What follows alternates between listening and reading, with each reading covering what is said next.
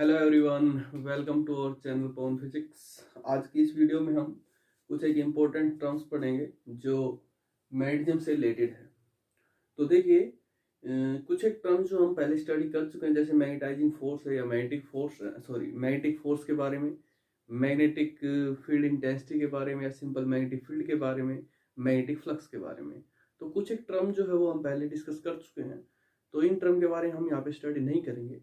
जो टर्म है, जो नई टर्म जिनका हम यूज करेंगे मटेरियल को क्लासिफाई करने के लिए, कि जैसे हमारा जो नेक्स्ट टॉपिक जो होगा, classification of material on the basis of magnetic properties, dia है, पैरा है, फेरो है, तो उनको हम इन्हीं टर्म्स के बेसिस के ऊपर इजीली क्लासिफाई कर सकते हैं। हम इन्हीं टर्म के बेसिस पे बता सकते हैं कौन सा मटेरियल जो है वो डायामैग्नेटिक है, कौन सा पैरामैग्नेटिक है, कौन सा फेरोमैग्नेटिक है। तो कुछ एक तो ये टर्म और कुछ जो हम पहले स्टडी कर चुके हैं, magnetic force, magnetic field and magnetic flux, तो उनके बारे में तो हमें पता है। तो चलिए स्टार्ट करते हैं। आज के इस लेक्चर में जो हम पढ़ेंगे टर्म्स कौन कौन सी है। सबसे पहले permeability, magnetic permeability, relative magnetic permeability. इसके अंदर हम permeability for free space as well as for medium और रिलेटिव मैग्नेटिक परमेबिलिटी, तीनों के बारे में हम डिस्कस करेंगे। नेक्स्ट टर्म आएगी हमारे पास मैग्नेटाइजिंग फोर्स या मैग्नेटाइजिंग इंटेंसिटी। उससे next intensity of magnetisation, magnetic susceptibility and magnetising current. तो चलिए स्टार्ट करते हैं सबसे पहले रिलेटिव मैग्नेटिक परमेबिलिटी से। तो देखिए हमारे पास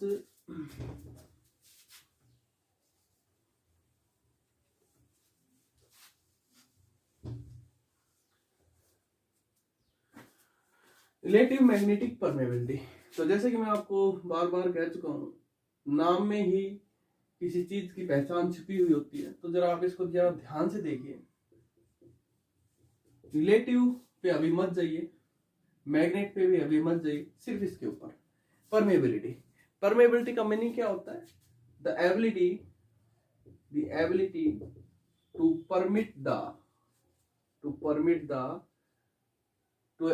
टू परमिट परमिट देनी है, उसकी एबिलिटी कितनी है, और परमिट किस चीज की देनी है? अब इस पे आइए, मैग्नेटिक पे, मैग्नेटिक फील्ड लाइंस को परमिट देनी है। Ability to permit the magnetic field lines, magnetic field lines, इसको हम बोलते हैं magnetic permeability, not relative magnetic permeability. अभी हम उसके ऊपर नहीं जा रहे, हम केवल अभी इसके ऊपर जा रहे हैं। इन टर्म्स से, इन्हीं से, इन वर्ड से इसको समझने की कोशिश कर रहे हैं। The ability to permit, permeability मतलब द एबिलिटी टू परमिट, किसी भी चीज को परमिट करना परमेबिलिटी कहलाता है। जैसे आपके पास इलेक्ट्रिकल परमिटिविटी थी, आपने फर्स्ट चैप्टर के अंदर स्टडी भी किया था, electrical permittivity for free space, for medium as well as for relative permittivity, बिल्कुल सेम वैसा ही है। तो ये हमारे पास क्या हो गया? The ability to permit the magnetic field lines. ठीक है, एबिलिटी है मैग्नेटिक फील्ड लाइंस की परमिट करने की। अब एबिलिटी है किसके लिए? अब जरा इसको समझने के लिए हम लेकर के चलते हैं। मान लीजिए आपके पास दो मैग्नेट है, एक मैग्नेट ये है जिसका नॉर्थ पोल इधर है और साउथ पोल इधर है, दूसरी मैग्नेट ये है जिसका साउथ पोल इधर है, नॉर्थ पोल इधर है। ओके, तो यहां पर देखिए बीच में स्पेस है। बीच में क्या है? स्पेस है। मान लीजिए ये मैग्नेट आपने कहां पर रखी हुई है? स्पेस में रखे हुए, वैक्यूम में रखे हुए। स्पेस या वैक्यूम हम क्यों लेकर के चलते हैं? क्योंकि बेस्ट जो रेफरेंस हमारे पास होता है, जो पूरी फिजिक्स में अप्लाई करते हैं, वो वैक्यूम ही होता है। तो मान लीजिए ये आपने वैक्यूम में रखा हुआ है, तो वैक्यूम में रखा हुआ है, तो यहाँ पर बीच में, मतलब इतने रीजन में, ये वाला जो रीजन है, इसमें कितनी magnetic line of force pass हो सकती है? कितनी magnetic line of force pass हो सकती है? वो हमारे पास होती है magnetic permeability for free space, magnetic permeability for free space, जिसको हम रिप्रेजेंट करते हैं म्यू नॉट से, magnetic permeability for free space. इसमें कितनी लाइन ऑफ फोर्स पास हो सकती है? वो हमारे पास होती है magnetic permeability for free space. Okay, अब मैं इसको हटा करके, इसको यहाँ पर, मतलब वैक्यूम या स्पेस की जगह मैंने यहाँ पर कोई मटेरियल रख दिया। मटेरियल आपके पास कोई भी हो सकता है, डाया, पैरा, फेरो, जैसे कि हम बता रहे थे। इनको क्लासिफाई करने के लिए ये टर्म हमारे पास यूज होगी। तो अलग अलग मटेरियल की कैरेक्टरिस्टिक्स अलग अलग होती है। जैसे फॉर एग्जाम्पल आपने यहाँ पर आयरन रख दिया, या सिल्वर रख दिया, या वुड रख दिया, कुछ भी रख दिया, कोई मटेरियल आपने यहाँ पर रख दिया। इतने ही रीजन में, जितनी रीजन में आपने जो लिया था स्पेस, उतनी ही रीजन में आपने कोई मटेरियल रख दिया, कोई मीडियम रख दिया। सिंपल अगर हम कहें कोई मीडियम है, इवन दैट यहाँ पर एयर भी हो सकती है, वाटर भी हो सकता है, आयरन भी हो सकता है, सॉलिड लिक्विड कोई भी मटेरियल हो सकता है, मीडियम हो सकता है। तो यहां से जब ये आपने मीडियम रखा यहाँ पर कंप्लीट में, तो उस टाइम पे इसके अंदर कितनी magnetic line of force pass होगी, उस टाइम पे इसके अंदर कितनी मैग्नेटिक लाइन ऑफ पास होगी, उसको हम बोलते हैं परमेबिलिटी फॉर मीडियम, जिसको हम डिनोट करते हैं म्यू एम से। क्या नाम देते हैं इसको हम? Magnetic permeability for medium. अलग अलग मीडियम के लिए ये परमेबिलिटी की वैल्यू अलग अलग होती है। जो अभी हम अभी बात कर रहे थे, जैसे टाया, पैरा, फेरो, जो डायमैग्नेटिक सब्सटेंसेस होते हैं वो अपने में से मैग्नेटिक लाइन ऑफ फोर्स को पास ही नहीं होने देते हैं, मैग्नेटिक लाइन ऑफ फोर्स को पास होने ही नहीं देते हैं। जो पैरामैग्नेटिक सब्सटेंसेस है वो अपने में से मैग्नेटिक लाइन ऑफ फोर्स को पास होने देते हैं। यहाँ पर आपने कोई डायमैग्नेटिक सब्सटेंस रख दिया तो वो अपने में से मैग्नेटिक लाइन ऑफ फोर्स को पास नहीं होने देगा। यहाँ पर पैरा रख दिया, पास होने देगा, फेरो रख दिया और ज्यादा पास होने देगा एज कम्पेयर टू पैरा के। तो अब आगे समझ में, magnetic permeability for free space and magnetic permeability for medium. अब बात करते हैं relative magnetic permeability. Relative magnetic permeability हमारे पास क्या है? रेशियो है किसका? Ratio of magnetic permeability for free space to the ratio of magnetic permeability for ratio of magnetic permeability to the medium to the ratio of magnetic permeability for free space. मतलब यही magnet है, अब जरा इसको थोड़ा ध्यान से समझने की कोशिश करना, कंफ्यूज मत होना। यही मैग्नेट है आपके पास, पूरा का पूरा सिस्टम है। मान लीजिए एक मैग्नेट इधर थी, एक मैग्नेट इधर थी, यहाँ पर बीच में वैक्यूम था, यहाँ पर बीच में वैक्यूम था, तो उस टाइम पे उसकी परमेबिलिटी कितनी है? यही सेम मीडियम है, सेम आपके पास ये मैग्नेट है और उस सेम मैग्नेट के अंदर आपने कोई मीडियम रख दिया, उस टाइम पे उसकी मैग्नेटिक परमेबिलिटी कितनी है? वो हमारे पास होगी कौन सी परमेबिलिटी? For medium. और जिस टाइम पे वैक्यूम था उस टाइम पे कितनी? Magnetic permeability for free space. ये चेंज नहीं करनी है, ये मैग्नेट चेंज नहीं करनी। इनका जो रेशियो जो होगा, magnetic permeability to the medium to the magnetic permeability to the space is known as relative magnetic permeability. इसी को हम नाम देते हैं रिलेटिव मैग्नेटिक परमेबिलिटी का। ये आपके पास होता है रिलेटिव मैग्नेटिक परमेबिलिटी, रिप्रेजेंट करते हैं म्यू आर से। ओके, इसकी हेल्प से हम करते क्या है, आपको मीडियम की, जैसे कि जो लास्ट न्यूमेरिकल्स हमने कई बार सोल्व भी किए, आपको मीडियम की रिलेटिव मैग्नेटिक परमेबिलिटी मिलेगी, रिलेटिव मैग्नेटिक परमेबिलिटी मिलेगी, जिसकी हेल्प से हम मीडियम के लिए ये मैग्नेटिक परमेबिलिटी की वैल्यू फाइंड आउट कर सकते हैं। तो मीडियम के लिए क्या हो जाएगी? Mu naught mu R. तो म्यू नॉट जो है एक कांस्टेंट क्वांटिटी है, मतलब वैक्यूम में से जो लाइन ऑफ फोर्स जो पास होंगी, जितना भी उसकी परमेबिलिटी है वैक्यूम के लिए, वो हमेशा कांस्टेंट रहेगी, वैक्यूम के लिए कांस्टेंट। तो ये हमारे पास वैल्यू कितनी होती है? Mu naught is equal to 4 pi into 10⁻⁻⁷। और अगर हम यूनिट की बात करें तो इसकी यूनिट हमारे पास क्या होती है? Tesla metre ampere inverse, tesla metre ampere inverse. तो ये वैल्यू कांस्टेंट। तो आप इसकी हेल्प से ये मीडियम के लिए बता सकते हो कितनी परमेबिलिटी होगी? 4 पाई जितनी भी है mu naught into mu R. Okay, तो ये हमारे पास होती है permeability for free space, permeability for medium and permeability for relation या रिलेटिव मैग्नेटिक परमेबिलिटी। अब थोड़ी सी बात कर लेते हैं इनके डायमेंशन फॉर्मूलाज की और यूनिट्स की। और इन टर्म ऑफ अगर हम इसको दूसरी टर्म में भी क्लासिफाई करना चाहें, एक तो रिलेशन ये आपके पास ये आ गया। चलो दूसरा जो रिलेशन हमारे पास होगा,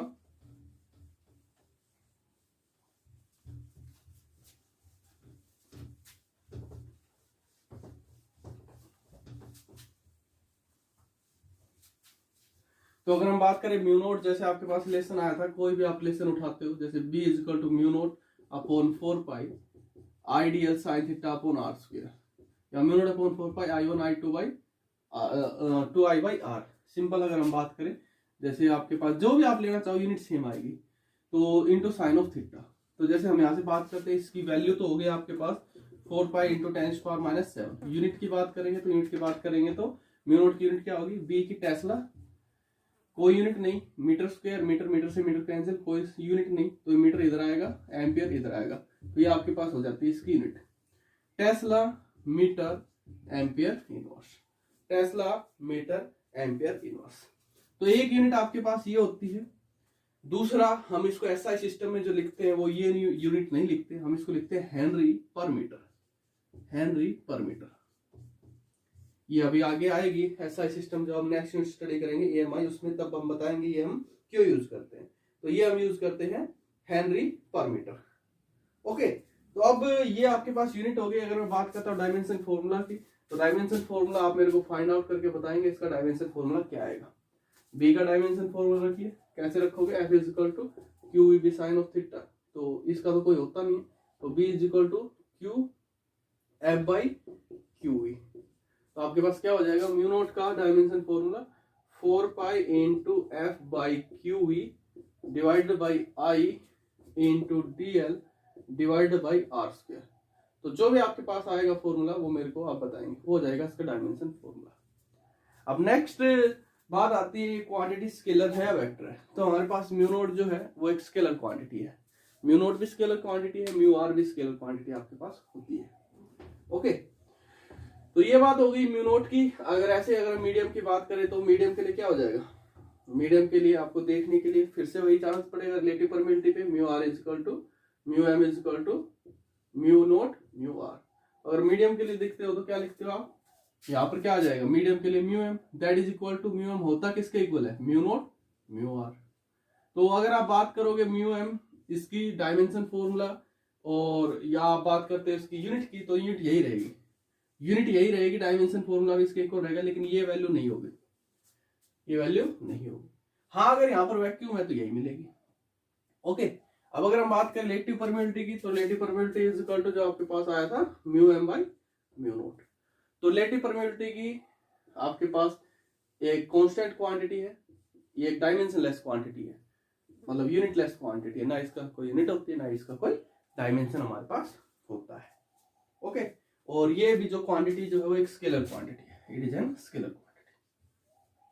ठीक, तो ये बातें हो गई आपके पास मैग्नेटिक परमिटिविटी की, magnetic permittivity for free space, magnetic permittivity for medium, and relation in between them that is relative magnetic permittivity.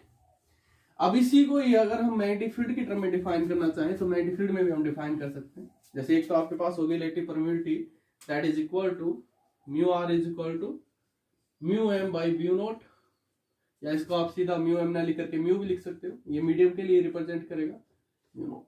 एक और आपके पास रिलेशन होता है in term of magnetic field induction that is equal to B by B naught, इसका भी हम use कर सकते हैं। इनके बारे में हम पढ़ चुके हैं, ये वैक्यूम के लिए मैग्नेटिक फील्ड, ये मीडियम के लिए, जिसमें भी आप रखोगे, बार बार रिपीट नहीं करेंगे। तो ये आपके पास एक ये रिलेशन होता है, एक ये रिलेशन होता है। तो न्यूमेरिकल में जो भी आपको गिवन है उसके अकॉर्डिंग आप फॉर्मूले को यूज कर सकते हैं। इन दोनों का आप इक्वल भी लिख सकते हैं, mu by mu naught is equal to B by B naught. Okay, तो ये आपके पास, ये हमारे पास रिलेशन आ जाता है, एक इसके बीच में और एक इसके बीच में।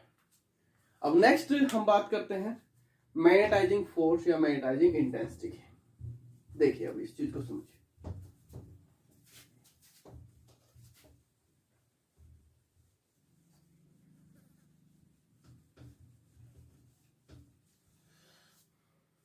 मैग्नेटाइजिंग फोर्स,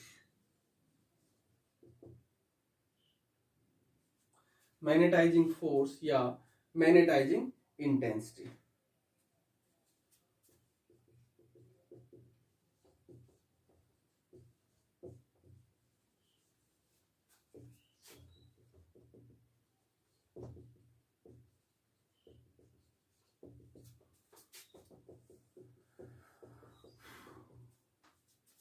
सबसे पहली चीज, कंप्लीट वीडियो को एक साथ देखने की कोशिश न करें, क्योंकि ये टर्म्स जो आपस में मिली जुली आपको मिलेगी, सिमिलर टर्म्स आपको देखने को मिलेगी। तो ये जब तक एक टर्म्स क्लियर न हो जाए तब तक दूसरी टर्म पे न जाए, एक टर्म को क्लियर करके ही दूसरी टर्म पे आपने जाना है। कंप्लीट वीडियो को एक साथ न देखें। ओके, तो अब देखिए हमारे पास नेक्स्ट जो टर्म आती है वो हमारे पास आती है मैग्नेटाइजिंग फोर्स या मैग्नेटाइजिंग इंटेंसिटी। क्या होता है, सबसे पहले जो मैं बोल रहा था सिमिलर टर्म, ये आपको दिख रहा होगा मैग्नेटाइजिंग फोर्स की, सर ये तो हम पहले पढ़ चुके मैग्नेटिक फोर्स। वो मैग्नेटिक फोर्स था that is equal to Lorentz force से जो हमें मिलता था QVB, that is magnetic force and that is magnetising force. हालांकि ये फोर्स है नहीं, लेकिन इसका नाम मैग्नेटाइजिंग फोर्स है, कंफ्यूज नहीं होना। अब देखिए कंफ्यूजन स्टार्ट हो जाएगी, लेकिन आपने कंफ्यूज होना नहीं। तो यहाँ पर आपके पास जो मैग्नेटाइजिंग फोर्स है, इसी का दूसरा नाम है मैग्नेटाइजिंग इंटेंसिटी। ध्यान से सुनिए इस चीज को। मान लीजिए आपके पास कोई सोलेनोइड है, ये आपके पास कोई सोलेनोइड है, यहां पर करंट पास हो रहा है, कितना करंट पास हो रहा है, यहाँ पर I करंट पास हो रहा है। ओके, तो यहां पर अगर यहाँ पर आपके पास इन बिटवीन स्पेस है तो इन बिटवीन जो आपको मैग्नेटिक फील्ड जो देखने को मिलता है वो कितना देखने को मिलता है, B is equal to mu naught N I. Magnetic field index आपको इतना देखने को मिलता है, where n is the small n is the number of turns per unit length and I is the current flowing through the solenoid. अब मान लीजिए यहाँ पर कोई मीडियम है, इसके बीच में सोलेनोइड के बीच में कोई मीडियम आपने रखा हुआ है, मान लीजिए कोई आयरन है, आयरन कोर है, कोई मीडियम है, तो मीडियम के लिए आपको कितना मैग्नेटिक फील्ड देखने को मिलता है, B is equal to mu N I या mu M N I, that is equal to mu naught mu R N I, यही देखने को मिलता है। अब थोड़े टाइम के लिए इसको थोड़ा भूल जाइए, इसको समझिए। यहां पर आपने कोई मीडियम रखा, यहां पर आपने कोई मीडियम रखा, आपने मीडियम रखा क्या, कोई आपने यहां पर आयरन पीस रख दिया, आयरन कोर रख दिया, जो भी आपने रखा, तो आयरन क्या हो रहा है, देखिए यहाँ पर आयरन आपके पास एक मैग्नेटिक लाइक मटेरियल है, ये आपके पास एक मैग्नेटिक लाइक मटेरियल है, तो यहाँ पर इसकी आप इसके ऊपर अगर आप मैग्नेटिक फील्ड अप्लाई करोगे तो ये मैग्नेटाइज होना शुरू हो जाता है।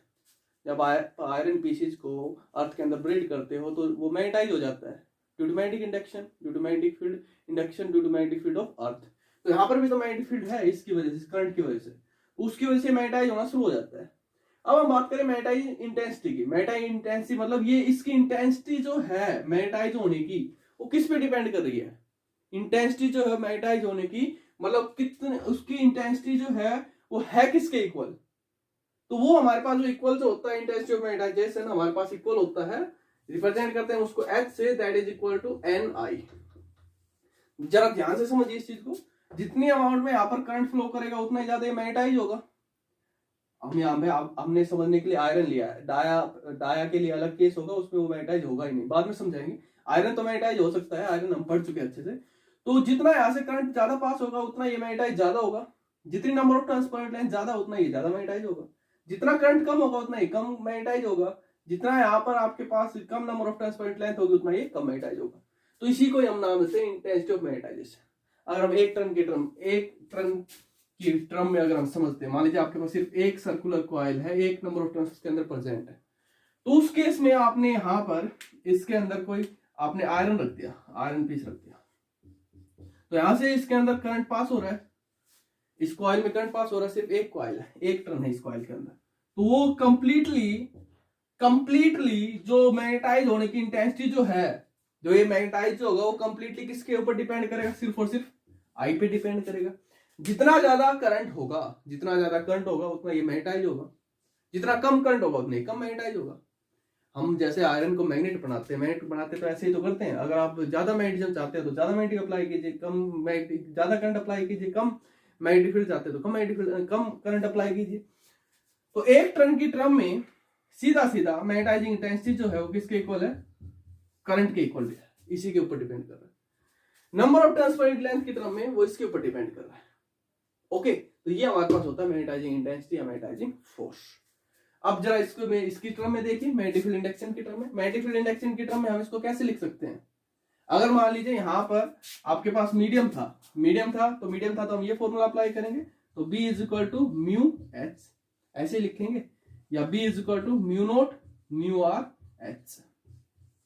अब ये तो हमने समझने के लिए लिया था कि यहाँ पर कोई आपने आयरन रखा है, मान लीजिए यहाँ पर आयरन नहीं है, यहाँ पर सिर्फ क्या है, बीच में वैक्यूम है, स्पेस है, खाली होती है आयरन, जो आपके पास सोलेनोइड जो है उसको आपके पास स्टेटमेंट वगैरह हम बता चुके हैं, अंदर से खाली है, तो अंदर से खाली है मतलब अंदर स्पेस है। तो ये अब मैग्नेटाइज तो ये अब भी करने की कोशिश कर रहा है, इस करंट की वजह से या number of turns per unit length की टर्म से इसके अंदर जो मीडियम है, मीडियम क्या स्पेस है, मीडियम है ही नहीं, स्पेस है, अब भी ये इसको मैग्नेटाइज करने की कोशिश कर रहा है, मैग्नेटाइज करने की कोशिश तो ये अब भी कर रहा है, एन आई। अब भी उसकी मैग्नेटाइजिंग इंटेंसिटी कितनी है, इसकी तो इतनी है, H is equal to N I, magnetising intensity कितनी है, H is equal to N I. हालांकि ये बात अलग है, अब यहाँ पर मीडियम नहीं है, अब स्पेस है, तो स्पेस है तो उस केस में आपके पास क्या होगा, B is equal to mu naught N I, तो उस केस में आपके पास B क्या होगा, म्यू नॉट एच। एच आपके पास वही है मैग्नेटाइजिंग इंटेंसिटी जो आपके पास किसके इक्वल होती है, H is equal to N I. Medium हो चाहे स्पेस हो जो भी है, अगर इसमें करंट पास हो रहा है, करंट पास हो रहा है, इसमें number of turns per unit length है, तो मैग्नेटाइजिंग इंटेंसिटी यही रहेगी। मतलब कहने का क्या है, मैग्नेटाइजिंग इंटेंसिटी का मतलब क्या है, हम उसको कितना मैग्नेटाइज कर सकते हैं, हम उसको कितना मैग्नेटाइज कर सकते हैं ये डिपेंड कर रहा है हम वहां पर उस सोलेनोइड में कितना करंट पास कर सकते हैं और सोलेनोइड में कितनी number of turns per unit length रख सकते हैं। ये हमारे ऊपर डिपेंड करता है कि हम उसको कितना मैग्नेटाइज कर सकते हैं। ये बात अलग है वो कितना मैग्नेटाइज होना चाहता है, वो कितना मैग्नेटाइज होना चाहता है वो हम नेक्स्ट टाइम स्टडी करेंगे। मैग्नेटाइजेशन या इंटेंसिटी ऑफ मैग्नेटाइजेशन उससे समझ में आएगा वो कितना मैग्नेटाइज होना चाहता है नहीं होना चाहता है। जैसे डायमैग्नेटिक सब्सटेंस है वो मैग्नेटाइज होना ही नहीं चाहता है, तो वो मैग्नेटाइज नहीं होना चाहता है तो उस केस में मैग्नेटाइजिंग इंटेंसिटी तो यही रहेगी H = Ni, लेकिन वो मैग्नेटाइज नहीं होगा, उसकी इंटेंसिटी ऑफ मैग्नेटाइजेशन 0, उसको मैग्नेटाइज होने की इंटेंसिटी वहां पर। अब ध्यान से कंफ्यूज नहीं होना, मैं क्या बोल रहा हूं intensity of magnetization not magnetizing intensity, both terms are different. तो वहां पर वो मैग्नेटाइज नहीं होना चाहता है लेकिन हम करना चाहते हैं, तो हमारी जो इंटेंसिटी उसको मैग्नेटाइज करने की वो ये है H = Ni। वो होना चाहता है या नहीं होना चाहता है उस पर अभी हम नहीं जा रहे, उस पर अब हम जाएंगे नेक्स्ट टर्म में। तो अब चलिए नेक्स्ट टर्म पे चलते हैं। तो आगे चलने से पहले जो जो आपके पास टर्म आती जा रही है उनको लिखते चले साथ साथ, बाद में हम इन सबको रिलेट करेंगे और फिर न्यूमेरिकल सोल्व करेंगे। तो जैसे सबसे पहले हमारे पास आया mu R is equal to mu M by mu naught या mu by mu naught and या mu R is equal to B by B note.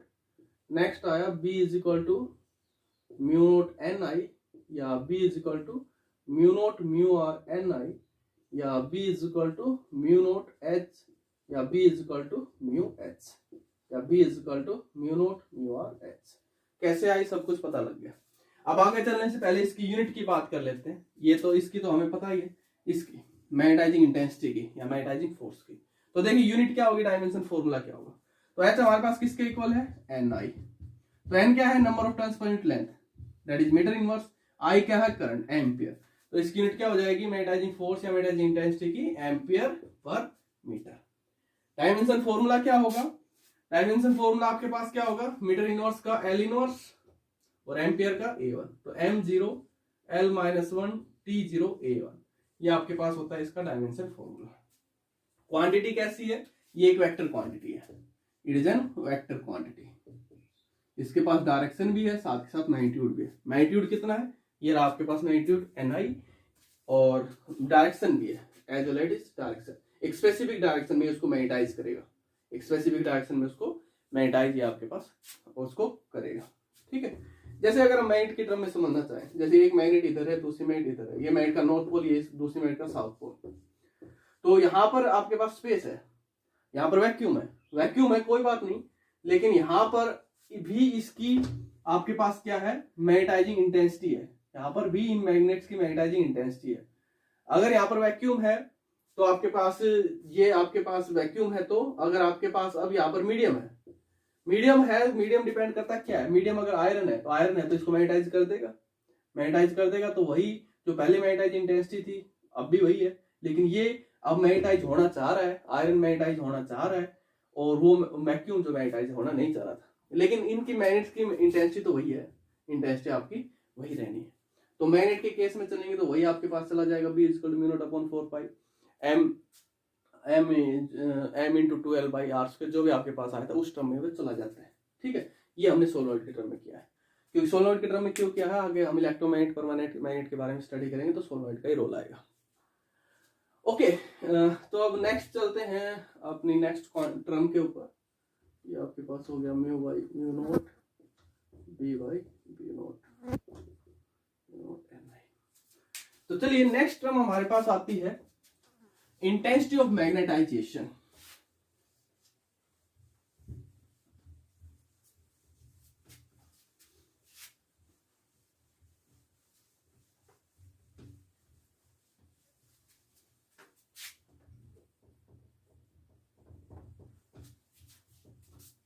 Intensity of magnetisation,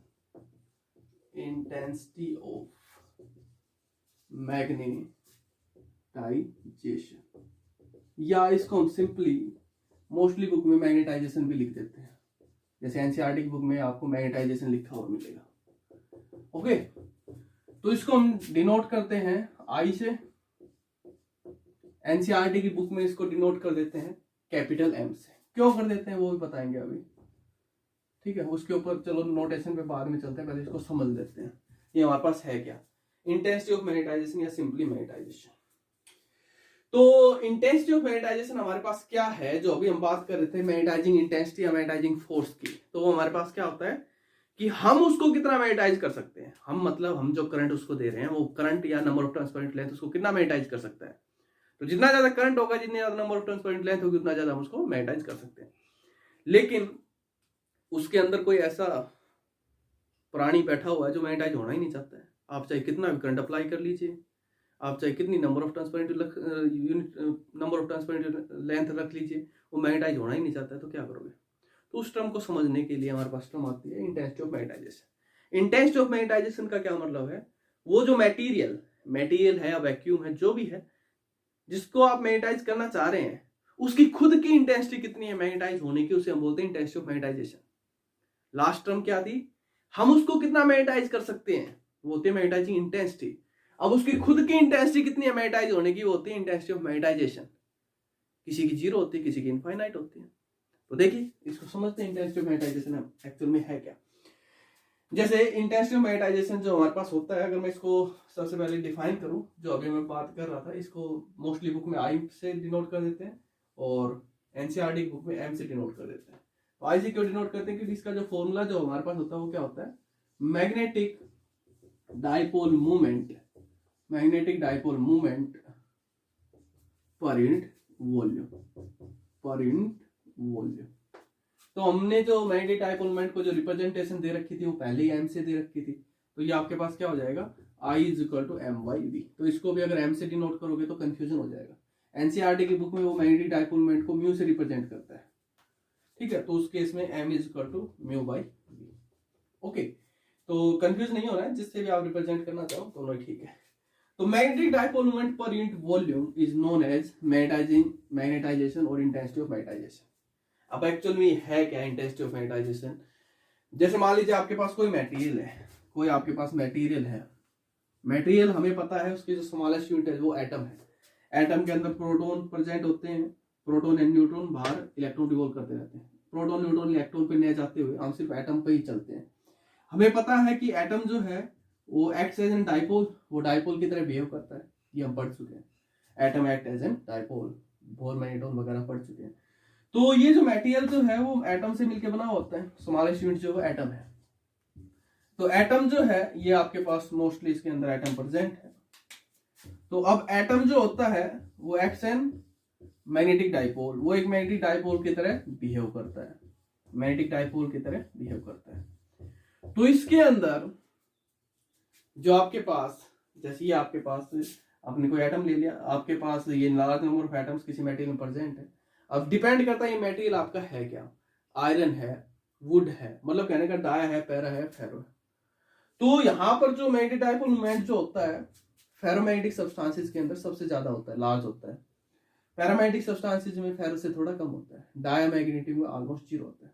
मतलब कहने का यहाँ पर जो आपको इन एटम की वजह से जो डाइपोल मोमेंट जो देखने को मिलेगा, एटम की वजह से जो आपको डाइपोल मोमेंट जो देखने को मिलेगा, डाइपोल मोमेंट को मैं कुछ इस टाइप से दिखा रहा हूँ। डायरेक्शन होती है, हम पढ़ चुके हैं। जैसे ये आपके पास एटम है, एटम में इलेक्ट्रॉन जो रिवॉल्व कर रहा था, तो जो डायरेक्शन जो देते हैं स्क्रू रूल से, जिस डायरेक्शन में करंट है उसी डायरेक्शन में आप स्क्रू को लेकर के जाइए, हमारे पास मैग्नेटिक डाइपोल मोमेंट की डायरेक्शन। ओके, तो मैग्नेटिक डाइपोल मोमेंट देखने को मिलेगा आपको इन एटम की वजह से, एटम मतलब इलेक्ट्रॉन्स की वजह से, तो मैग्नेटिक डाइपोल मोमेंट की डायरेक्शन भी मिलेगी। तो जो आपके पास डायमैग्नेटिक सब्सटेंसेस होते हैं उनके केस में क्या होता है, कुछ एक इलेक्ट्रॉन इस डायरेक्शन में, कुछ एक इस डायरेक्शन में, कुछ एक इस डायरेक्शन में, कुछ एक इस डायरेक्शन में, ऐसे, कुछ एक ऐसे, कुछ एक ऐसे, कुछ एक ऐसे, कुछ एक ऐसे, कुछ एक ऐसे, कुछ एक ऐसे, ऐसे। तो मतलब कहने का उनका नेट डाइपोल मोमेंट 0 देखने को मिलता है। Dipole moment is vector quantity, एक इधर की डायरेक्शन में, एक इधर की डायरेक्शन में, equal and opposite. Same atom का बना हुआ है, तो सेम एटम का बना हुआ मतलब same number of electron, same dipole. तो इसकी वजह से भी इतना, इसकी वजह से इतना, टोटल कितना 0। एंगल कितना 180 cos 180 -1। इसकी वजह से भी 0, इसकी वजह से भी 0, इसकी वजह से भी 0, तो almost nearly equal to 0 in case of diamagnetism. In case of paramagnetism थोड़ा बहुत आपको मैग्नेटिक फील्ड देखने को मिल जाता है, तो सॉरी थोड़ा बहुत आपको डाइपोल मोमेंट देखने को मिल जाता है। इन केस ऑफ पैरामैग्नेटिज्म इसके कंपैरिजन पैरामैग्नेटिज्म से भी ज्यादा आपको मैग्नेटिक डाइपोल मोमेंट देखने को मिल जाता है। तो जो हम बात कर रहे थे इंटेंसिटी ऑफ मैग्नेटाइजेशन या सिंपली मैग्नेटाइजेशन, हमारे पास क्या होता है, magnetic dipole moment per unit volume, magnetic dipole moment per unit volume. तो जितना ज्यादा मैग्नेटिक डाइपोल मोमेंट होगा किसी मटेरियल के लिए, उसकी इंटेंसिटी उतनी ज्यादा होगी। जितना कम होगा मैग्नेटिक डाइपोल मोमेंट उतना ही उसकी इंटेंसिटी कम होगी। यहाँ से आपने एक डायमैग्नेटिक सब्सटेंस, एक पैरामैग्नेटिक सब्सटेंस, एक फेरोमैग्नेटिक सब्सटेंस है, तो आपने 1 मीटर क्यूब की कोई वॉल्यूम उठाई, 1 मीटर लंबा, 1 मीटर चौड़ा, 1 मीटर ऊंचा, 1 metre math, 1 metre length, 1 metre height, 1 metre breadth, आपने इतना रीजन उठाया और उसमें देखा मैग्नेटिक डाइपोल मोमेंट कितना है। डाया के लिए देखा, फिर ऐसे पैरा के लिए उठाया, पैरामैग्नेटिक सब्सटेंस लिया, उसमें भी आपने 1 मीटर क्यूब का कोई हिस्सा उठाया, उसमें देखा मैग्नेटिक डाइपोल मोमेंट कितना है। ऐसे फेरोमैग्नेटिक सब्सटेंस का एक हिस्सा उठाया, उसमें देखा डाइपोल मोमेंट कितना है। तो जिसका डाइपोल मोमेंट ज्यादा, मैग्नेटिक डाइपोल मोमेंट ज्यादा, पॉइंट वॉल्यूम उसकी इंटेंसिटी उतनी ही ज्यादा। इंटेंसिटी का क्या मतलब है, वो उतना ही ज्यादा मैग्नेटाइज होगा। और मैग्नेटाइज कौन करेगा, हम करेंगे। हम का मतलब हम जो बाहर से जो करंट जो दे रहे हैं वो उसको मैग्नेटाइज करेगा, लेकिन डिपेंड करता है उसकी खुद की इंटेंसिटी भी तो होनी चाहिए, जो अभी हम बात कर रहे थे।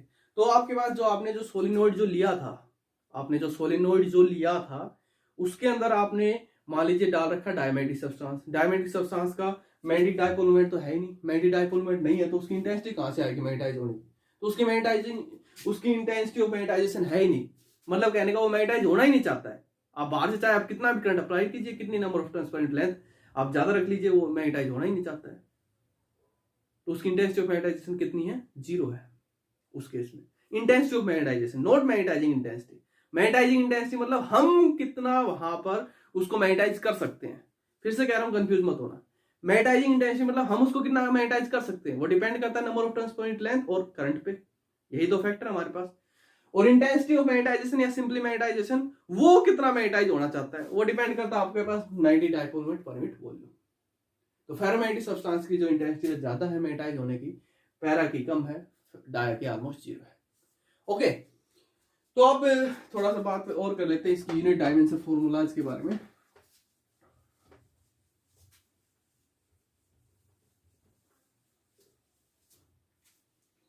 तो यहां पर हमारे पास इसकी जो यूनिट्स जो होगी magnetic dipole moment per unit volume. तो मैग्नेटिक डाइपोल मोमेंट की यूनिट क्या होती है, एम्पियर मीटर स्क्वायर, और इसकी क्या होती है, मीटर क्यूब। तो इसको मैं कैसे लिख सकता हूं, ampere metre square, metre square metre, यानी आपके पास ampere per metre, ampere per minute.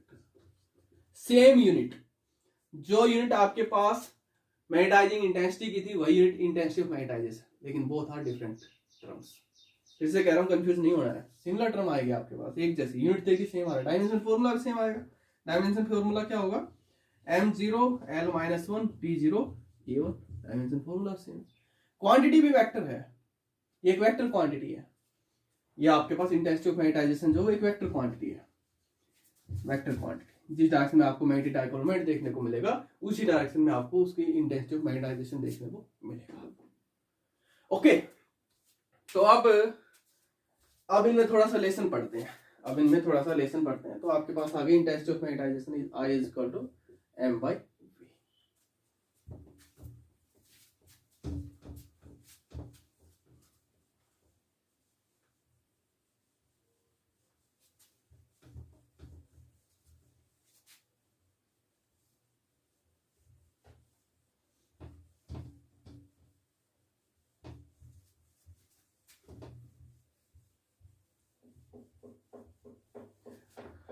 तो देखिए, जो अभी हम बता रहे थे, आपके पास डाया है या पैरा है या फेरो है, तो डाया को रखोगे तो वो मैग्नेटाइज नहीं होगा, पैरा को रखोगे हो जाएगा फेरो, और उससे भी ज्यादा हो जाएगा। उस पे जाने से पहले, जैसे आपके पास कोई फेरोमैग्नेटिक सब्सटेंसेस है, या आपके पास कोई फेरोमैग्नेटिक सब्सटेंसेस है, तो फेरोमैग्नेटिक सब्सटेंसेस के अंदर क्या होते हैं, लार्ज अमाउंट में जो मैग्नेट, जो आपके पास इलेक्ट्रॉन जो होते हैं, आपको जो मैग्नेटिक डाइपोल मोमेंट जो देखने को मिलता है वो सेम डायरेक्शन में देखने को मिलता है। इसका मतलब क्या है, यहाँ पर इसके पास मैग्नेटिक डाइपोल मोमेंट है, तो इसके पास मैग्नेटिक डाइपोल मोमेंट है, तो इसकी वजह से आपको मैग्नेटिक फील्ड भी देखने को मिलेगा, इसकी वजह से आपको मैग्नेटिक फील्ड भी देखने को मिलेगा। मैग्नेटिक फील्ड आपके पास होता क्या है, B is equal to mu naught Ni, या B is equal to mu naught upon 4 pi, जो भी आपके पास आया था, 2m/r3 या m/r3, यही तो था, ये जो चीजें हमने स्टडी कर चुके हैं। तो मैग्नेटिक डाइपोल मोमेंट अगर आपके पास है, तो उसके पास अपना खुद का मैग्नेटिक फील्ड है, तो इसके पास अपना खुद का मैग्नेटिक फील्ड है, जो किसकी वजह से आया है, इस मैग्नेटिक डाइपोल मोमेंट की वजह से आया है।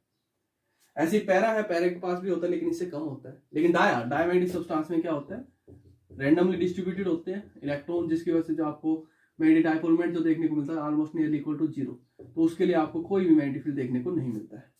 मतलब इनका खुद का अभी हमने इनके बाहर से कोई मैग्नेटिक फील्ड अप्लाई नहीं किया, इनका खुद के हम मैग्नेटिक फील्ड की बात कर रहे हैं। आ गया समझ में? तो अब जैसे मान लीजिए अब इनमें रिलेशन स्टडी करते हैं हम। रिलेशन स्टडी करने से पहले एक और टर्म हम स्टडी कर लेते हैं। इंटेंसिटी ऑफ मैग्नेटाइजेशन हो गया, मैग्नेटाइजिंग इंटेंसिटी होगी। नेक्स्ट जो टर्म हमारे पास आती है मैग्नेटिक ससेप्टिबिलिटी। मैग्नेटिक ससेप्टिबिलिटी एक टर्म हमारे पास इलेक्ट्रिसिटी में आई थी, सॉरी इलेक्ट्रिक इफेक्ट के अंदर इलेक्ट्रोस्टैटिक्स में आई थी, दैट इज इलेक्ट्रिक ससेप्टिबिलिटी। और ये आ रही है हमारे पास मैग्नेट के अंदर मैग्नेटिक ससेप्टिबिलिटी, सेम चीज ही है। मतलब वो इलेक्ट्रिक की टर्म में थी, इलेक्ट्रोस्टैटिक्स की टर्म में थी, ये मैग्नेटिज्म की टर्म में है। तो हमारे पास मैग्नेटिक ससेप्टिबिलिटी क्या होती है? मैग्नेटिक ससेप्टिबिलिटी हमारे पास रेशियो होती है, ratio of intensity of magnetisation to the magnetising force या magnetising intensity. Magnetic susceptibility is intensity of magnetisation to the magnetising force या मैग्नेटाइजिंग इंटेंसिटी। इन दोनों का जो हमारे पास रेशियो जो होता है उसी को हम नाम देते हैं इंटेंसिटी ऑफ मैग्नेटाइजेशन का। और इस सिंबल को हम नाम देते हैं, ये जैसे लिखा है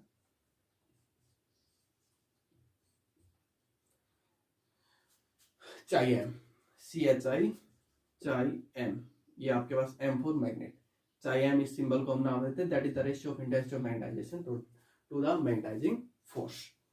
ओके, तो जो अभी हम बात कर रहे थे, जितना आप इसके ऊपर जितना ज्यादा मैग्नेटिक फील्ड अप्लाई करोगे, जैसे आपने इस मटेरियल को सोलेनोइड में रख दिया, आपने इस मटेरियल को सोलेनोइड में रख दिया, करंट अप्लाई हो रहा है, करंट इसमें पास हो रहा है, तो करंट इसमें पास हो रहा है, तो करंट पास होने की वजह से जितना ज्यादा करंट पास होगा उतना ही ज्यादा, फिर से समझ लीजिए इस चीज को, जितना ज्यादा करंट पास होगा उतनी उसकी मैग्नेटाइजिंग फोर्स या मैग्नेटाइजिंग इंटेंसिटी ज्यादा। और अब इस चीज को समझिए, जितना ज्यादा यहाँ पर करंट पास होगा उतना ही अमाउंट में ये सारे के सारे डायपोल एक डायरेक्शन में, मतलब उतना इसका मैग्नेटाइज होने की इंटेंसिटी और ज्यादा, उतनी उसकी मैग्नेटाइज होने की इंटेंसिटी और ज्यादा। मतलब जितने अमाउंट में H बढ़ेगा उतनी अमाउंट में I भी बढ़ेगा, जितने अमाउंट में H को आप बढ़ाओगे उतने अमाउंट में उसकी इंटेंसिटी भी मैग्नेटाइज होने की बढ़ती जाएगी।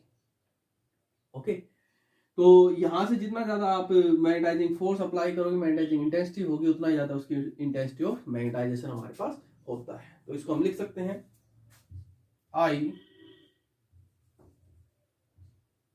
H directly proportional to I के। जितना ज्यादा मैग्नेटाइजिंग फोर्स उतना ही ज्यादा आपके पास क्या होगा, यहाँ पर मैग्नेटाइजिंग फोर्स जितना ज्यादा होगा उतनी उसकी इंटेंसिटी मैग्नेटाइज होने की उतनी ज्यादा होगी। तो H directly proportional to I के या I directly proportional to H के। तो जब हम इस डायरेक्टली प्रोपोर्शनल के साइन को हटाते हैं तो हमारे पास आता है constant that is equal to magnetic susceptibility chi M या चाई M। तो ये हमारे पास आ जाता है chi M is equal to I by H। तो ये होता है आपके पास मैग्नेटिक ससेप्टिबिलिटी। तो एक और लेसन आ गया, इसको भी लिख लीजिए, chi M is equal to chi M is equal to I by H। Okay, अब इन सब में जरा लेसन स्टडी करते हैं आपस में। इन सब में क्या लेसन होगा? मैग्नेटिक ससेप्टिबिलिटी में, मैग्नेटाइजिंग फोर्स में, इंटेंसिटी ऑफ मैग्नेटाइजेशन में और मैग्नेटिक फील्ड इंडक्शन में, बी में, इन सब में लेसन अब स्टडी करते हैं।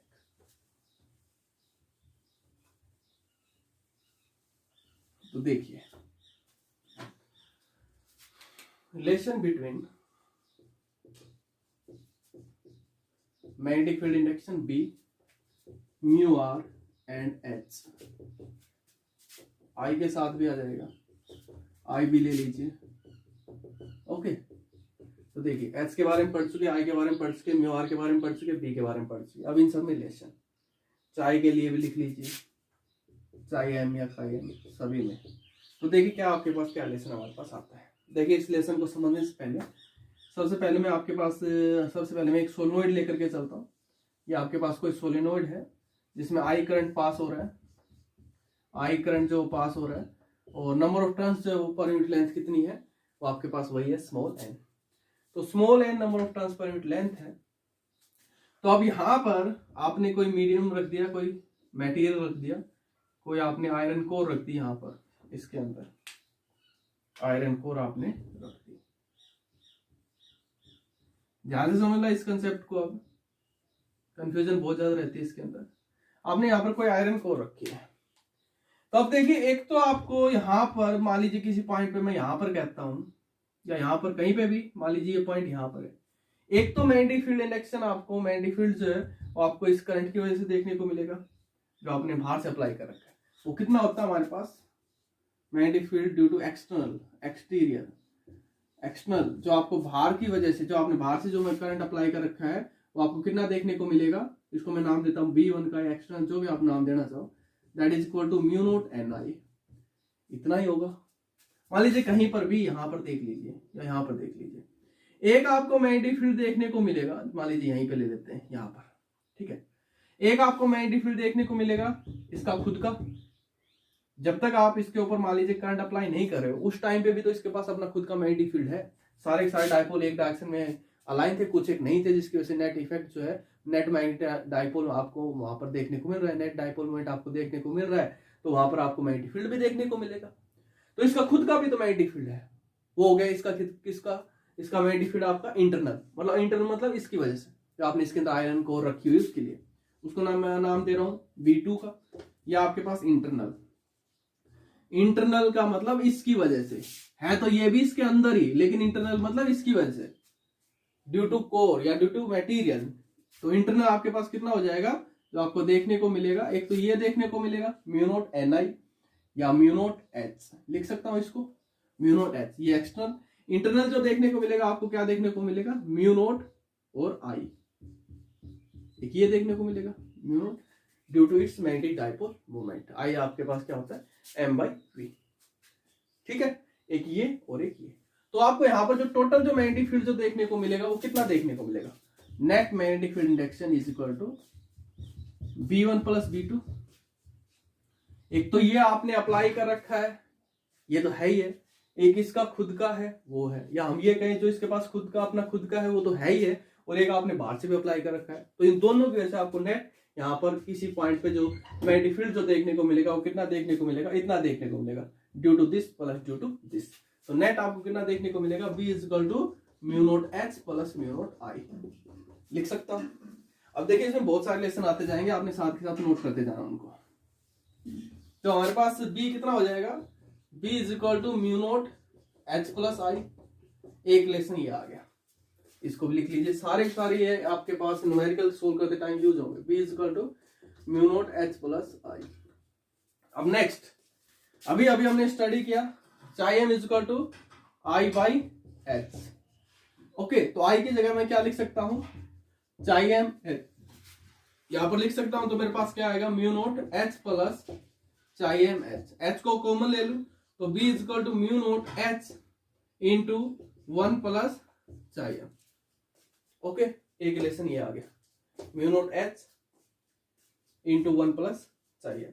यहां से अगर मैं एक और रिलेशन लिखना चाहूं किसके लिए, H के लिए, अगर मैं यहां से वैल्यू फाइंड आउट करना चाहूं, H की अगर मैं इस रिलेशन से वैल्यू फाइंड आउट करना चाहूं तो मेरे पास क्या आएगी यहां से, तो H की जो वैल्यू आएगी आपके पास क्या आएगी, mu naught H is equal to B minus mu naught I, या H is equal to B by mu naught minus I।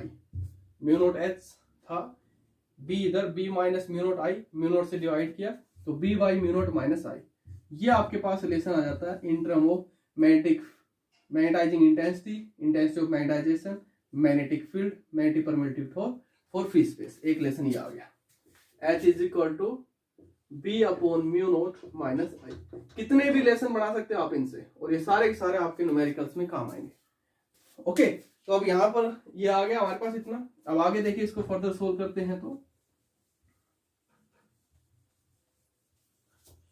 अब हमारे पास जो नेट इंडक्शन की जो वैल्यू है वो कितनी है, नेट इंडक्शन की वैल्यू हमारे पास कितनी है, mu naught mu r NI या म्यू M NI। ये रहा आपके पास ये वाला, लिख सकता हूं इसको, नेट इंडक्शन जो आपके पास है वो कितना है, म्यू M NI या mu naught mu r NI is equal to mu naught H 1 plus चाहिए। ये आपके पास क्या है, वही मैग्नेटाइजिंग फोर्स या मैग्नेटाइजिंग इंटेंसिटी, तो इसकी जगह क्या लिख सकता हूं, mu naught mu are into H is equal to mu naught H into 1 plus चाहिए, या H से H कैंसिल, म्यू नोट से mu naught cancel, mu r कितना आ जाएगा हमारे पास, mu R is equal to 1 plus चाहिए। That is the relation between relative permeability and magnetic susceptibility. तो mu R is equal to आपके पास क्या हो जाएगा 1 प्लस चाहिए। तो अगर आपको मैग्नेटिक ससेप्टिबिलिटी पता है तो आप रिलेटिव मैग्नेटिक परमिबिलिटी बता सकते हैं, अगर आपको रिलेटिव मैग्नेटिक परमिबिलिटी पता है तो आप ससेप्टिबिलिटी बता सकते हैं। म्यू आर -1 यही आएगा। एक ये लेसन आ गया।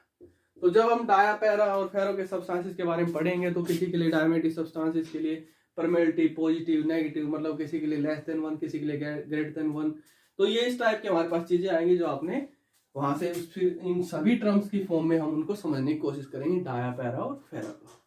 तो ये हमारे पास आ जाता है एक लेसन ये।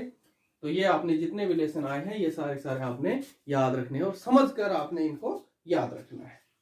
ओके, तो ये था हमारे पास इनके बारे में। अब नेक्स्ट एक और जो टर्म हमारे पास बचती है वो बचती है हमारे पास मैग्नेटाइजिंग करंट। तो मैग्नेटाइजिंग करंट पे जाने से पहले हमारे पास आई के बारे में बताना रह गया था थोड़ा, इसके बारे में चाइम के बारे में। चाइम जो था इसकी यूनिट और डायमेंशन फॉर्मूला बच गया था। तो देखिए इसके पास हमारे पास क्या है ये I/H। तो आई की यूनिट क्या आई थी एम्पियर पर मीटर और एच की यूनिट क्या आई थी एम्पियर पर मीटर। तो चाइम जो वो एक कांस्टेंट आपके पास जो क्वांटिटी जो है एक dimension less unit less quantity है। इसकी कोई ना ही तो यूनिट होती है ना ही कोई इसका डायमेंशन होता है, लेकिन ये एक टेंसर क्वांटिटी है। ये आपके पास एक टेंसर क्वांटिटी है। टेंसर भी है स्केलर भी हो सकती है। मतलब कहने का जो डायमेग्नेटिक सब्सटेंसेस होते हैं उनके लिए स्केलर क्वांटिटी है और जो फेरोमैग्नेटिक सब्सटेंसेस है उसके लिए टेंसर क्वांटिटी है। ओके, टेंसर क्वांटिटी मतलब समझ में आ गया होगा। मैग्नीट्यूड के साथ साथ डायरेक्शन भी है 2 से ज्यादा, 2 या 2 से ज्यादा। स्केलर का मतलब मैग्नीट्यूड है डायरेक्शन नहीं है, क्योंकि जो डायमेग्नेटिक सब्सटेंसेस होते हैं उनकी इंटेंसिटी वहां पर आपके पास ये देखने को ही नहीं मिलता है, इंटेंसिटी उनकी है ही नहीं। तो इंटेंसिटी नहीं है तो वहां पर आपको डायरेक्शन क्या देखने को मिलेगी। तो आप वहां पर इंटेंसिटी नहीं है तो आप कितना भी वहां से करंट अप्लाई कीजिए वो मैग्नेटाइज होना ही नहीं चाहते, तो क्या डायरेक्शन देखने को मिलेगी। तो एक स्केलर क्वांटिटी है in term of dia. In term of ferro वो एक वेक्टर क्वांटिटी। ये अच्छे समझा देंगे जब डाया पैरा और फेरो के बारे में समझेंगे। अब एक और क्वांटिटी रहती है मैग्नेटाइजिंग करंट, वो और देखिए उसको और समझते हैं मैग्नेटाइजिंग करंट को।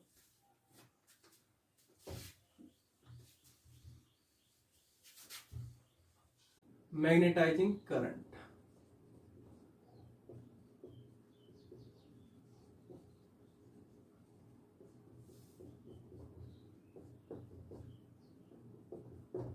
सबसे पहले मैं इसकी डेफिनेशन लिख रहा हूं, इसके बाद इसको समझने की कोशिश करेंगे।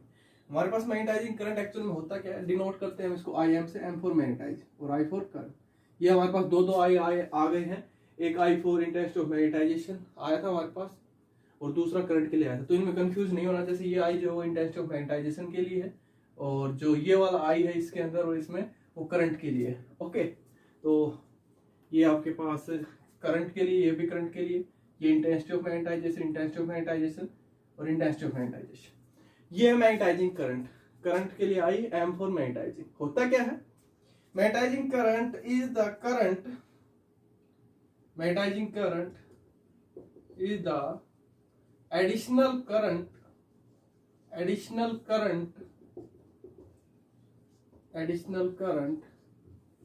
that pass through the solenoid,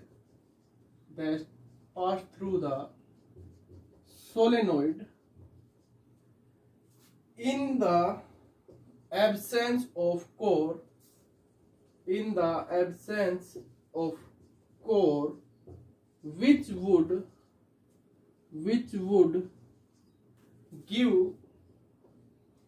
would give a B that is present, that is due to presence of core, that is due to presence of core। तो देखिए मैंने क्या लिखा है यहाँ पर, मैग्नेटाइजिंग करंट वो एडिशनल करंट है जो पास होता है किसके थ्रू, सोलेनॉइड के थ्रू पास होता है। किस टाइम पे, जिस टाइम पे उसके अंदर आप कोर नहीं है, उसमें से आपने उस आयरन कोर को निकाल लिया, उस सोलेनॉइड में से बाहर निकाल लिया है, उस टाइम पे आपको उसके अंदर कितना एडिशनल करंट पास कराना पड़ेगा, कितनी वैल्यू होनी चाहिए, गिव जो आपको बी वैल्यू देगा, बी वैल्यू कितनी होनी चाहिए, that is due to presence of core.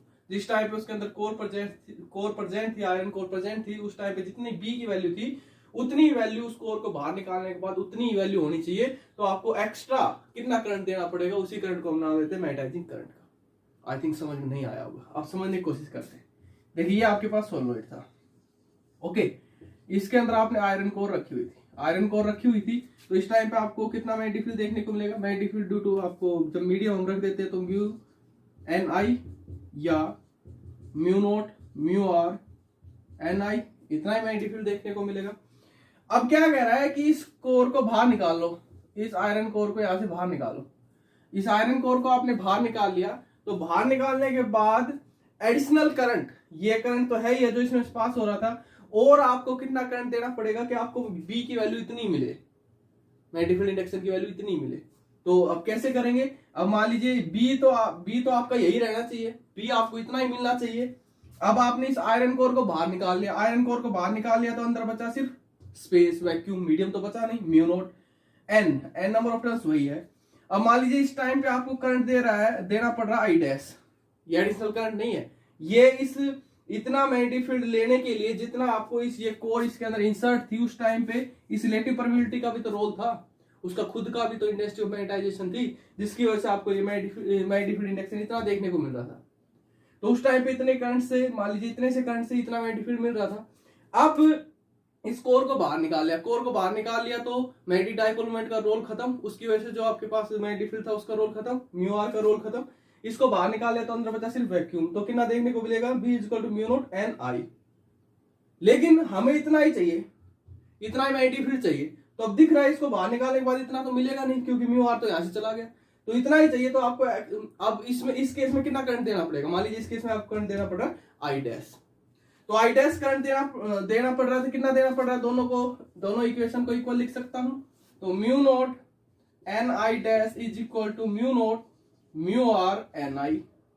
तो ये आपके पास कितना हो जाएगा, म्यू नोट से म्यू नोट कैंसिल, एन से N cancel, I dash is equal to mu R time of I. इस केस में आपको इतना करंट देना पड़ेगा, म्यू आर आई। जब आप इतना करंट दोगे म्यू आर आई, तो उस केस में जब आपने उस आयरन कोर को बाहर निकाल रखा है तब भी आपको इतना ही, बी की वैल्यू आपको इतनी ही देखने को मिलेगी, आयरन कोर नहीं है तब भी। जब जितना आयरन कोर प्रेजेंट था उस टाइम पे जितना मैग्नेटिक फील्ड बी देखने को मिल रहा था, अब भी उतना ही देखने को मिलेगा। तो अब एडिशनल करंट, इतना करंट जो है ये एडिशनल करंट नहीं है। एडिशनल करंट कितना होगा आपके पास, आपने पहले करंट जो दिया था वो दिया था आई करंट की वजह से इतना मिल रहा था, अब आपने करंट दिया आई डैश, तो एडिशनल करंट कितना हो गया, आई डैश माइनस आई, ये आपके पास होता है additional current, that is equal to mu R I minus I, that is equal to mu are into mu R minus 1 into I. ये आपके पास वैल्यू आ जाएगी हमारे पास, जितनी भी आपके पास होता है। ओके, तो इतना आपको एडिशनल करंट वहां पर देना पड़ेगा, ठीक है, mu naught N I dash, और ठीक है, ठीक। तो ये आपके पास हो गया मैग्नेटाइजिंग करंट। अब एक फॉर न्यूमेरिकल कर लेते हैं इन सब से रिलेटेड, ये सभी का इसके अंदर यूज हो जाएगा। देखिए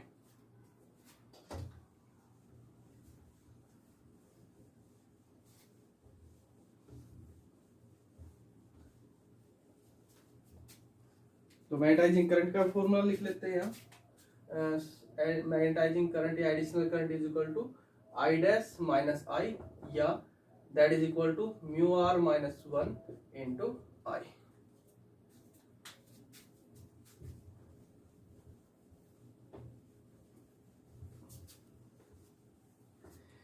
देखिए क्वेश्चन है आपके पास, क्वेश्चन क्या है, a solenoid has a core of a material, a solenoid has a core of material with relative permeability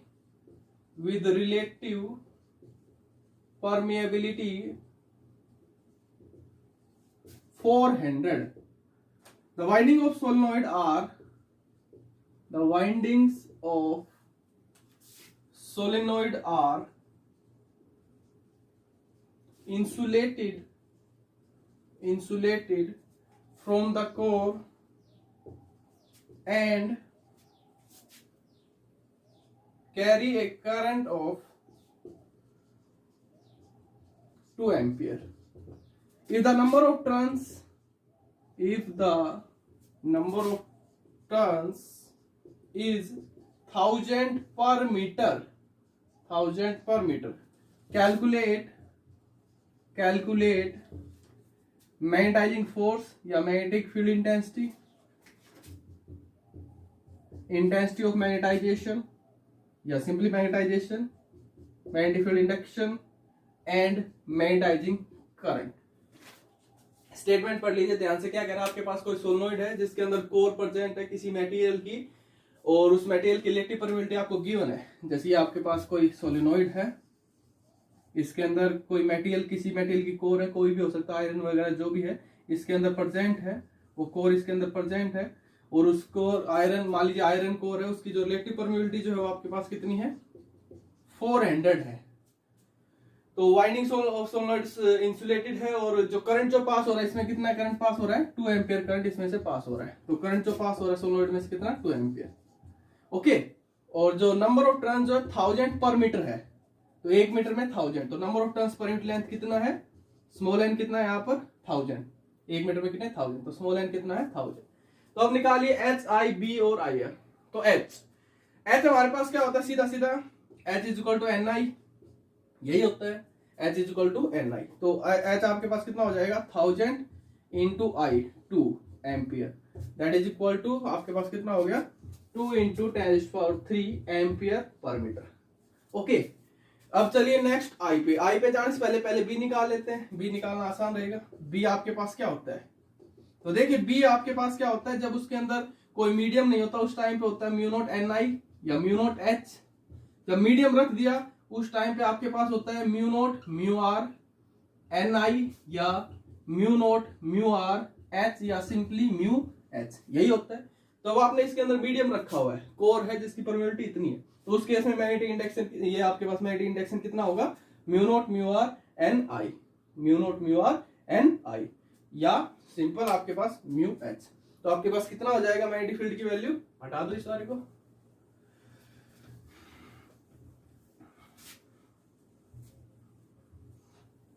तो आपके पास कितना आ जाएगा, B is equal to mu naught mu R N I या सिंपल एच लिख दूं, एच हमने फाइंड आउट कर लिया है तो डायरेक्ट वैल्यू लिख सकते हैं।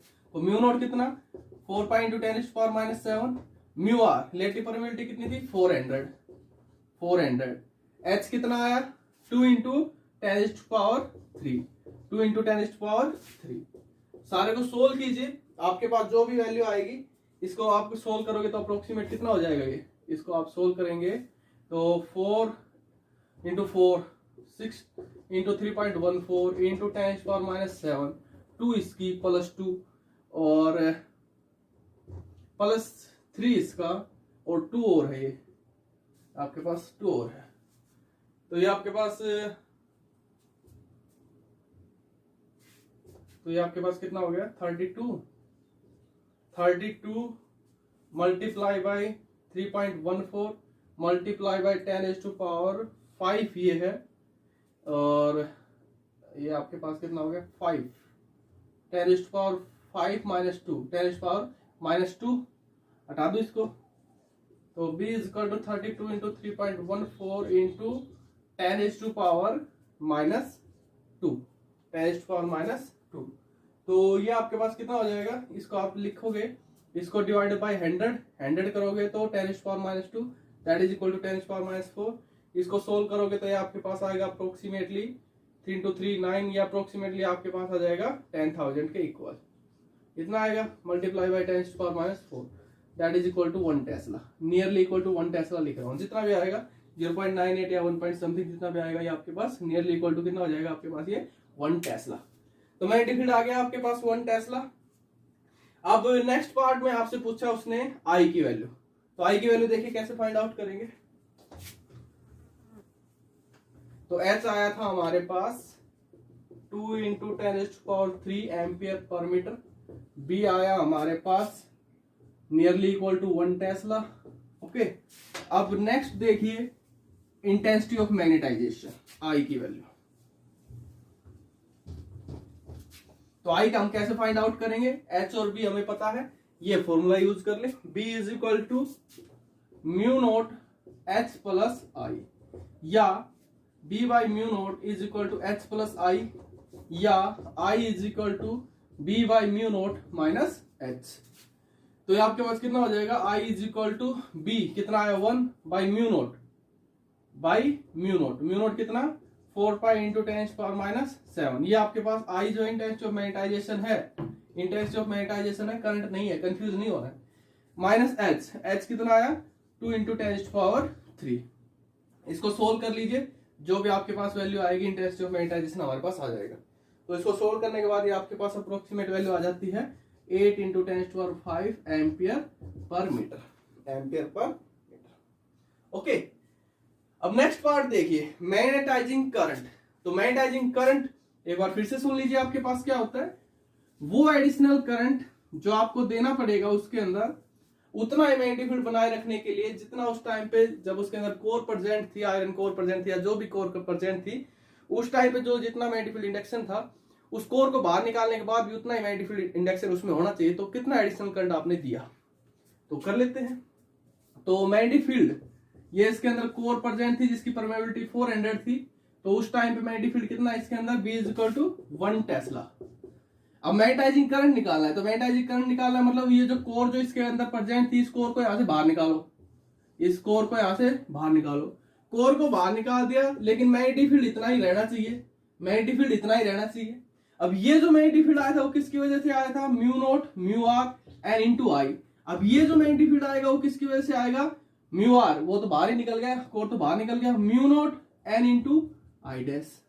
तो पहले आई डैश निकाल लीजिए, जो भी आएगा उसमें से आई को सब्ट्रैक्ट कर दीजिए, उतना आपको एक्स्ट्रा करंट जो है इसमें आपको देना पड़ेगा, एडिशनल करंट आपको देना ही पड़ेगा उतना ही मैग्नेटिक फील्ड बनाए रखने के लिए, जितना आपको पहले कोर जब इसके अंदर प्रेजेंट थी उस टाइम पे जितना मैग्नेटिक फील्ड था, बाद में भी अगर उतना ही चाहिए कोर को बाहर निकालने के बाद, तो एडिशनल करंट हमारे पास उतना आ जाएगा, आई डैश माइनस आई। तो कैसे करेंगे, डायरेक्ट फॉर्मूला हमारे पास है, magnetising current is equal to mu R minus 1 into I. कैसे आया था वो हमने फाइंड आउट कर लिया था। तो म्यू आर कितना, सीधा सीधा 400 माइनस 1 इंटू ये आपके पास क्या था, आई, ये वाला करंट था हमारे पास, यहाँ पर ये आई इंटेंसिटी ऑफ मैग्नेटाइजेशन नहीं है, ये यहाँ पर करंट था, कितना फ्लो कर रहा था 2 यहाँ पर ये करंट जो है वो फ्लो कर रहा था हमारे पास। तो यहाँ पर ये जो आपके पास वैल्यू जो आएगी, ये या इसको चलो दूसरे मेथड से कर लेते हैं। यहां पर अब हमें इतना ही करंट चाहिए, तो इतना ही करंट चाहिए, तो जैसे यहां पर आपके पास कितना हो जाएगा 1.0 is equal to mu naught N. तो आई डैश को मैं क्या लिख सकता हूं, ये current plus I M that is equal to magnetising current. यही तो होगा, जो आपने ये करंट जो दोगे आप जो बाद में, वो आपके पास किसके इक्वल होगा, एडिशनल करंट हमें निकालना है, मतलब इतना करंट और आपको उसमें देना है, पहले था ही इतना और देना है, तो ये आपके पास इसी के इक्वल होगा, I dash equal to I plus I M. ये आपके पास मैग्नेटाइजिंग करंट, जो एडिशनल करंट आपने देना है उस करंट में और आपने ऐड करना है, वो आपके पास मैग्नेटाइजिंग करंट है। तो ये आपके पास कितना हो जाएगा, आई वैसे करना वैसे कर लेना, सेम रिजल्ट आएगा, I plus I M is equal to 1.0 upon mu naught N, mu naught N. तो I is equal to I M is equal to 1.0 upon mu naught N minus I, minus I, I यहाँ पर current चल रहा है जो पहले पास हो रहा था, that is equal to 1.0 upon mu naught कितना है 4 पाई इंटू 10⁻⁷ और multiply by number of turns per unit length 1000 minus I, कितना करंट पास हो रहा था उसमें से 2 एम्पियर का।